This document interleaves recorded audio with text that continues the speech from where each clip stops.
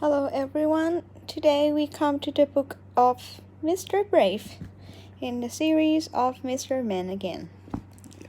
Let's read it together. Mr. Brave.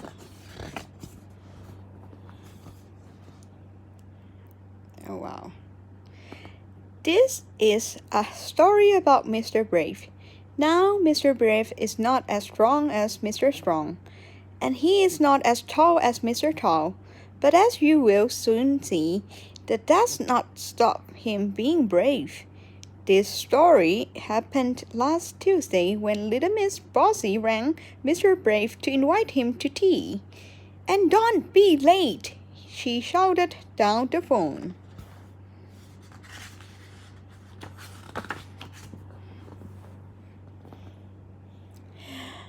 It was a very stormy day, but Mr. Brave knew that little Miss Bossy's temper was worse.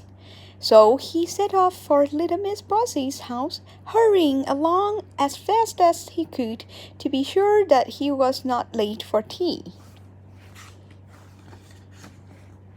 Along the way he heard a crying for help.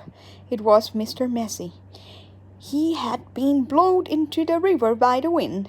Mr. Brave did not want to be late for little Miss Bossy, but being the brave fellow he was, he jumped into the river and rescued Mr. Messy. "Oh, thank you," said Mr. Messy. "You are so brave, Mr. Brave." Wet right through, Mr. Brave hurried on along the lane. Sadly, he heard somebody sobbing loudly. Who could it be? It was little Miss Somersault. She was balancing on a tightrope tied between two tall trees. "Oh, Mr. Brave, I'm so lonely," she sobbed. "Nobody will come and play on my tightrope. They are all too frightened of heights."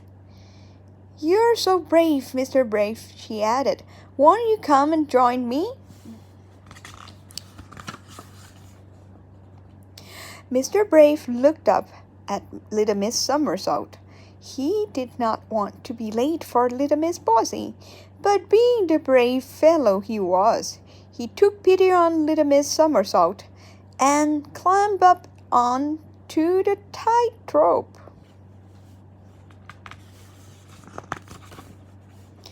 They chatted away happily for a while until Mr. Brave happened to look down.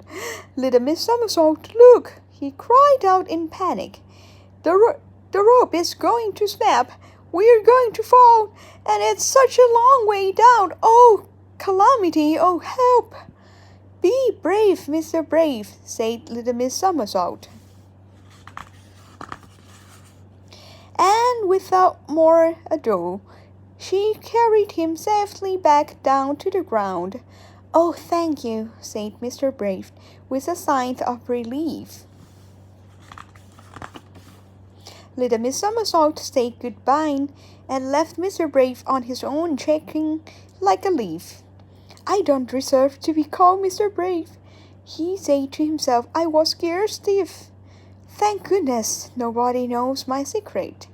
And nobody does know his secret, or do they?" Now little Miss Trouble just happened to be passing, and she had seen and heard everything. And what she had seen and heard had given her an idea, a very naughty idea. She grinned a mischievous grin. "Hey, come here, everybody!" she shouted at the top of her voice. "Come and see this!" Very quickly, a large crowd gathered. "I have an announcement," announced little Miss Trouble. "Did you know that Mr. Brave isn't brave at all?" "No, it can't be true," said the crowd all together. "It is true," said little Miss Trouble, "and I will prove it to you." "Mr. Brave," she continued, "I dare you to walk across that tightrope." Mr. Brave looked up at the tightrope, and all the crowd looked up at the tightrope. Then all the crowd looked at Mr. Brave. Mr. Brave suddenly remembered something, a very important something. Just look at the time, he said. I'm going to be late for tea at Little Miss Bossy's.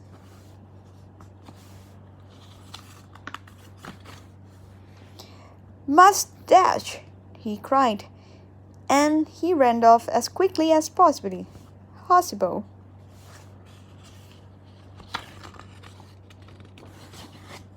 Hooray! Cheered the crowd, and they all clapped and applauded. Mr. Brave, Little Miss Trouble looked puzzled. Why are you cheering him? She cried. He ran away. He isn't brave at all. Oh, yes, he is. They all shouted. Would you turn up late for tea at Little Miss Bossy's? Little Miss Trouble thought for a moment. Gosh, she said in awe. He is brave after all.